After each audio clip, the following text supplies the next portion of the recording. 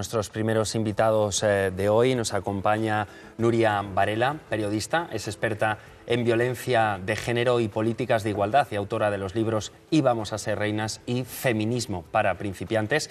Nos acompaña también Isaías Lafuente, periodista y escritor, es periodista de la cadena SER y autor de 2 libros sobre la lucha de las mujeres españolas por la igualdad, Agrupémonos todas y La mujer olvidada, que ha servido como base para la película que realizó Televisión Española sobre la figura de Clara Campoamor.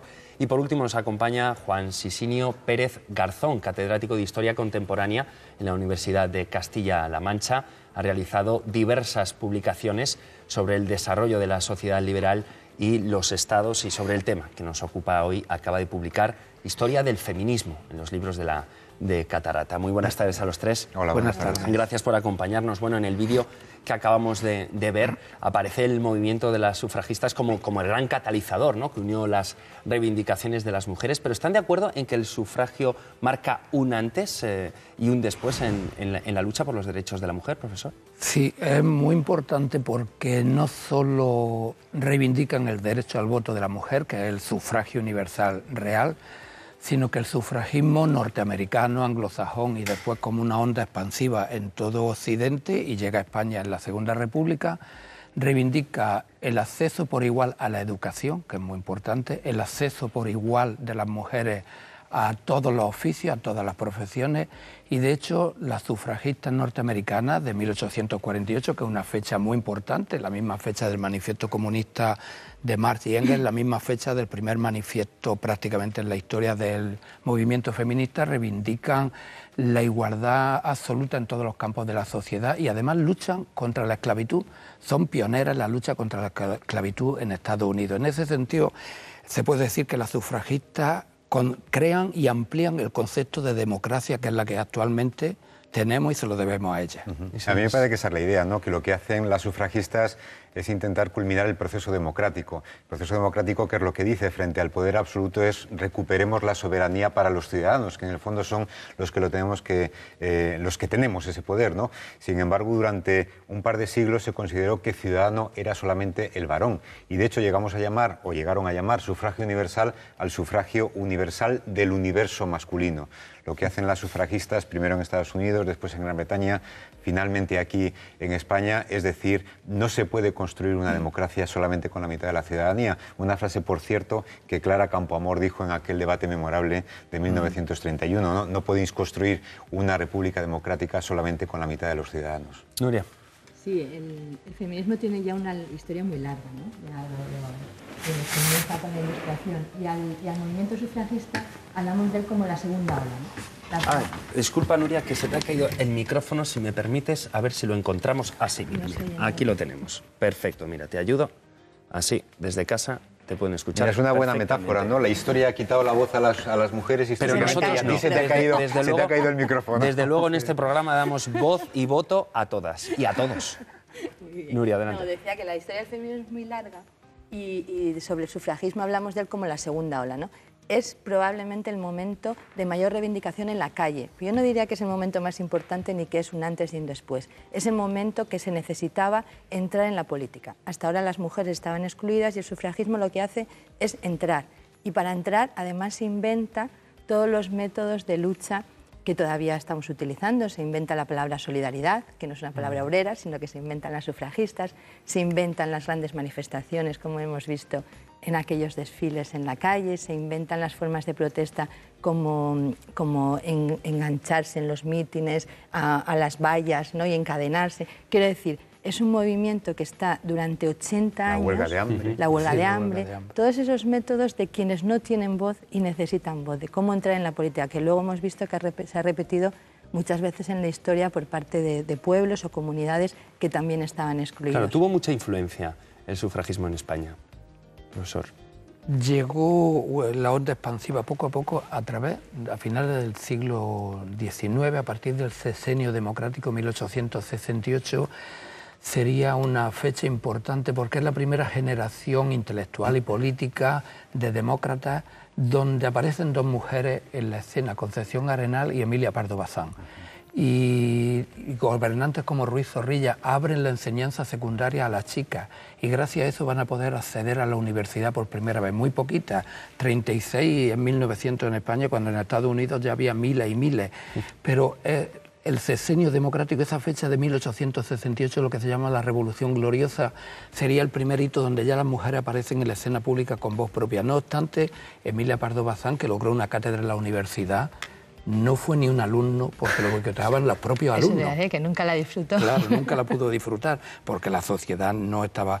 Y en ese sentido, la republicana, luego las mujeres socialistas, Virginia González, dentro de la UGT, van abriendo espacios y luego clases medias, que Clara Campoamor es buen ejemplo de esas clases medias. Pero que sí, van a... Sí que es verdad que llegamos un poco con retraso, ¿no? Porque en esa época, a finales del siglo XIX, por ejemplo, en España hubo 2 congresos muy importantes sobre educación. Y en esos congresos sobre educación lo que se planteaba es: la mujer tiene derecho a la educación. Y después de arduos debates se llegó a la conclusión de que la mujer, como no, tenía derecho a la educación, dado que eran las madres de los futuros directores de empresas, de los futuros ministros, de los futuros catedráticos. Bueno, tenían que tener un barniz cultural como para podérselo transmitir a sus hijos, por supuesto, a sus hijos varones, ¿no? Pero en aquella época, que además es la época en la que nace Clara Campoamor, ¿no? Sí. Es decir, Clara Campoamor nunca jamás pudo llegar a soñar que un día iba a estar en un parlamento democrático defendiendo el derecho del voto a las mujeres, ¿no? Porque efectivamente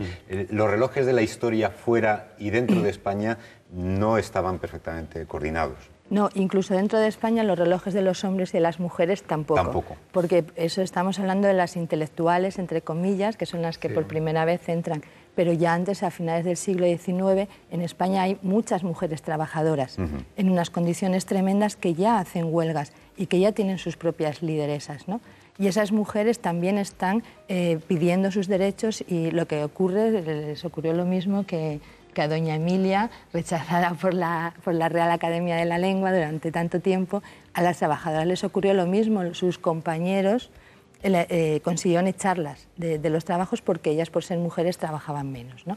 Pero eso significa que ya había un caldo de cultivo entre mujeres trabajadoras muy humildes y que en cuanto se abrían las rendijas, en cuanto se abría el derecho a la educación, empezaban las pioneras. En cuanto se abrió la posibilidad de ser funcionarias, ahí entró Clara Campoamor o María Moliner, ¿no? En cuanto se abrió una rendijita, ahí estaban ellas entrando. Sí. No, ahí quería añadir que, curiosamente, los partidos tradicionales de izquierda y los sindicatos de la clase obrera no han sido los más vehementes defensores de la igualdad, han sido las propias mujeres las que han abierto espacios de igualdad. En ese sentido hay que reconocerle que el mérito ha sido de las mujeres. Claro, y quizás uno de los aspectos que se intuyen también en el vídeo y en los testimonios gráficos que nos quedan de aquel movimiento, es que en aquella lucha también, ¿no? También estaban implicadas mujeres de diversas capas sociales, en especial de clase alta. Quizás esa fue la clave de esa gran repercusión.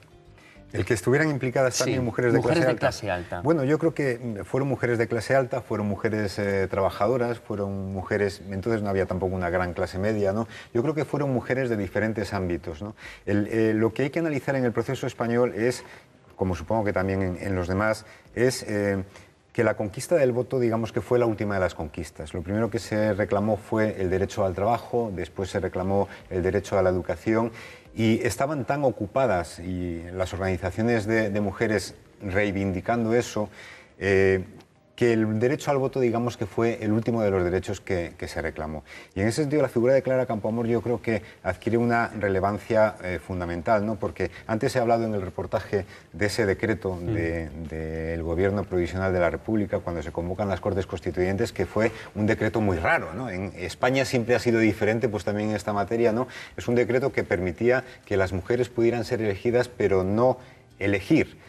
Y gracias a ese decreto extraño, pues llegan allí a aquellas cortes Clara Campoamor, Victoria Kent y después lo haría Margarita Nelken. Y yo desde luego estoy convencido de que si Clara Campoamor no hubiera estado en aquel debate, en donde actuó desde el primer minuto como voz de la conciencia de las mujeres, pero voz también de la conciencia de los hombres, diciéndoles no podéis hacer algo de lo que os arrepentiréis a lo largo de la historia, yo estoy convencido que si Clara no hubiera estado en ese debate, seguramente el voto no hubiera salido. Que por cierto, Clara consiguió el voto para las mujeres, pero Clara lo que consiguió por primera vez es que España fuera una democracia.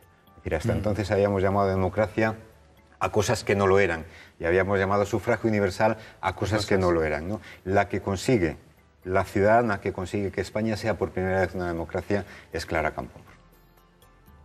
Sí, efectivamente, en este caso la Segunda República es un intento serio y profundo de modernización y democratización de la sociedad española. La desgracia es que luego vinieron los 40 años de silencio y de cercenamiento de todas las libertades. Por primera vez se da la libertad normal en el matrimonio.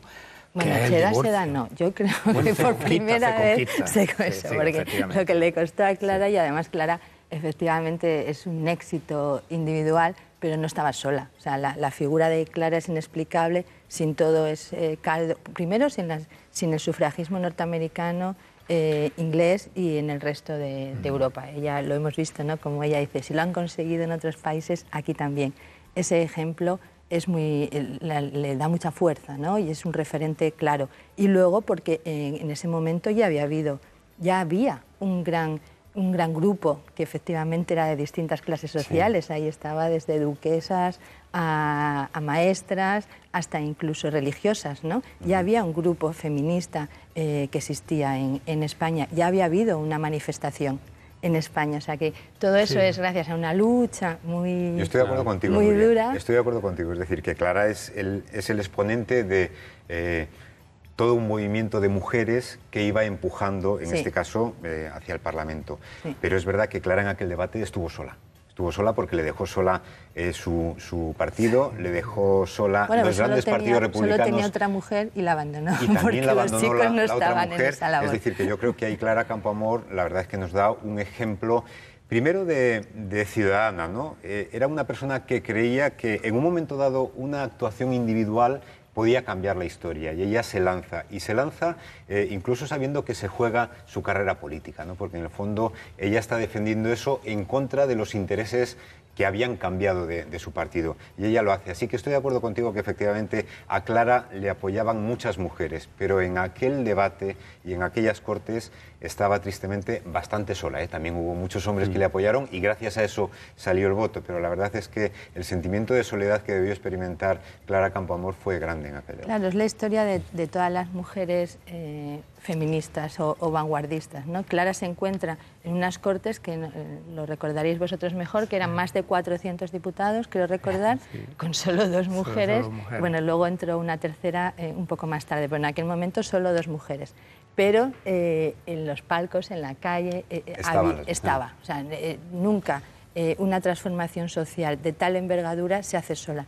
Pero efectivamente coincido contigo en que si no hubiese habido una figura tan sólida y con los principios tan irrenunciables como era Clara Campoamor, nunca lo hubiese podido. Pero claro, se encontraba entre 400 y pico diputados varones, entre su propio partido dándole la espalda. Los periódicos de la época tampoco estaban a favor, ¿no? Entonces, efectivamente, fue la catalizadora de todo ese pequeño o incipiente movimiento, ¿no?, que había, muy sólido. De hecho, ese movimiento es la semilla que luego, a pesar de la represión de los años 40, de la autarquía y de la pobreza y del hambre, las mujeres van a seguir estudiando y van a seguir luchando por acceder a los puestos de trabajo en los años 50, sobre todo en los años 60, de tal forma que en el año 70 la Ley General de Educación de la dictadura de Franco lo que hace es santificar por decreto una realidad, que es que ya prácticamente la mitad de las chicas y de los chicos estudiaban por igual el bachillerato,